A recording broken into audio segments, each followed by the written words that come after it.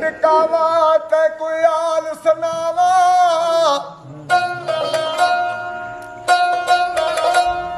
ਤੇ ਖੱਟ ਲੱਗ ਲਈ ਚੁੱਜ ਦੀ ਲੋਕ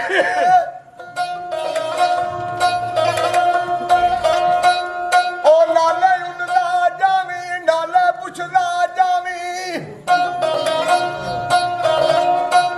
ਉਹ ਪੀਰ ਫਜ਼ਲ ਸ਼ਾਹ ਦੀ ਕਿਹੜੀ ਜੋਕੇ ਪਹਿਲਾ ਬਾਜ ਸਲਾਮ ਦੁਆ ਦੇਵੀਂ ਫਿਰ ਖਤ ਦੇਵੀਂ ਆ ਰੋ ਰੋ ਕੇ ਚੱਲ ਸਾਈਂ ਬੂਟਿਆ ਇਥੋਂ ਟੁਰ ਚਲੀਏ ਇਥੋਂ ਲੱਦ ਕੇ ਯਾਰ ਦੀ ਚੋਟ ਤੇ ਫਿਰ ਕੀ ਆਖਿਆ ਹਾਂਜੀ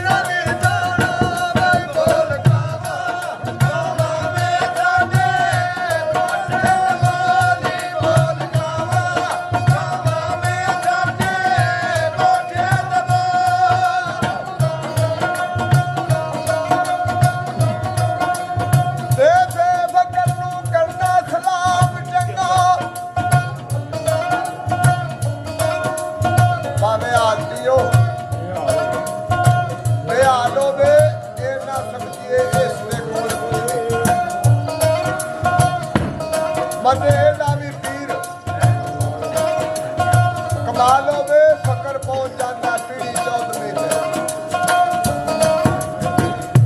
ਭਾਵੇਂ ਕਿਸੇ ਫਕੀਰ ਦਾ ਉਹ ਬਾਲ